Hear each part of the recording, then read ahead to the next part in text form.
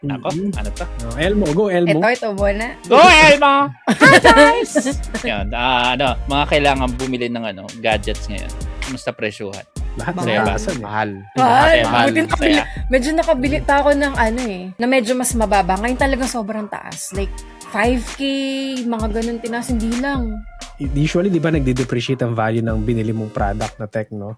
Ito, nag-increase eh. Pwede ko mabenta yung computer ko ngayon na may RAM. 32 gigs ang RAM nito eh. Oh, mas mataas eh. Di Kaya ba? nga eh. Oh. Same. Pwede nga.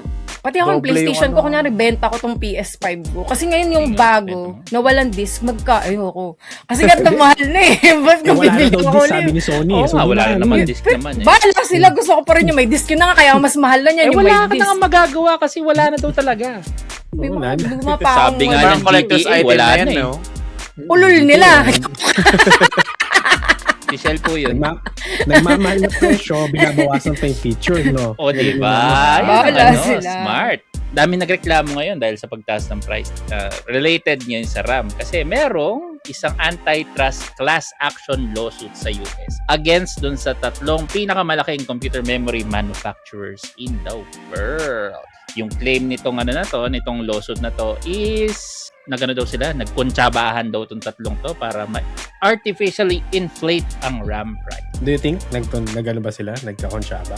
Ikaw, May Zero, alam ko yung chance. sagot mo For dyan. sure yan. Hindi, sa akin, deserve nila na ng lawsuit. Yun na lang yun. Pero, nagkakonsyaba, nag-start yung konsyaba na to kay Nvidia to be honest. Yep. Dahil sa AI Basically, yun Yep. yung main AI primary talaga reason yung nito. pinakaano dyan.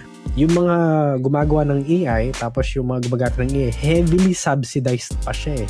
So, Yeah, actually. technically, gumagamit sila ng pera na does not exist. So, ang nag-shoulder ng mga cost ngayon is yung mga consumers, tayo. Kaya, for me, Suset. they deserve what they get from this one. Sana marami Actually, sila ganun makaswag. na. Oo. Ang problem, US yung lawsuit may lobbying involved eh. Ano, May? So, may mga Lobbying. lobbying eh.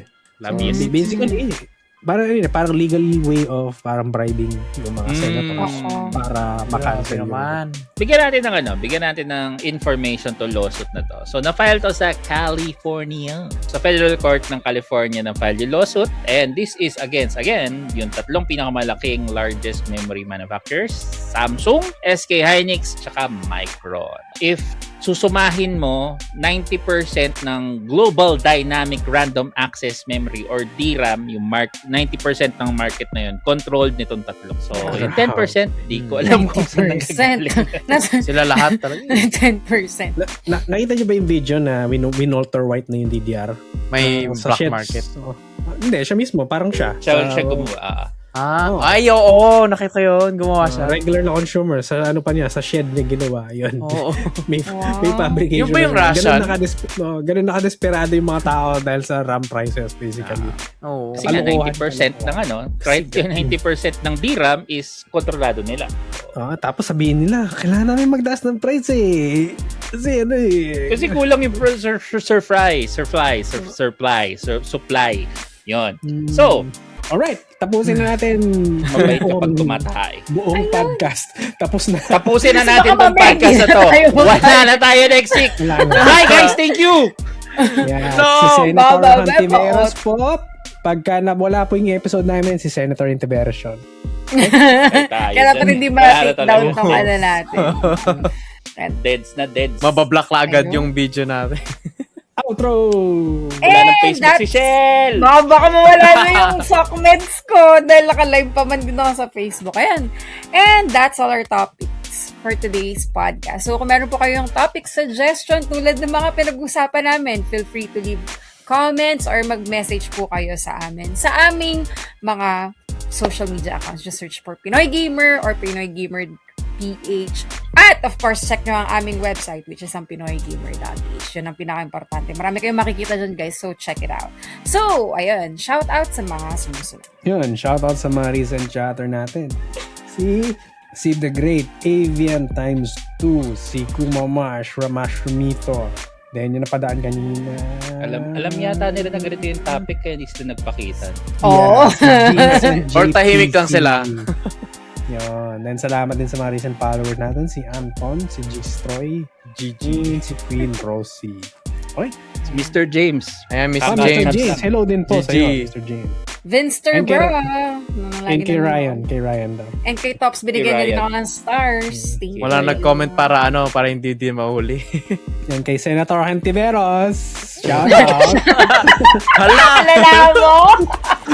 Wala na. Oh. kay Kuya Rai tsaka kay Sir Dino Cornel, shoutout po sa inyo. Ninong Ray kasi. Sino ba si Kuya Ray? Ninong Bakit Ray. Kuya Ray? Rai. Oh, Ngayon ko lang nga din narinig yun eh. Buhay ito kanina pa Ninong eh. Rai. Ninong Rai. Hindi kasi kay edad niya eh. Hulo.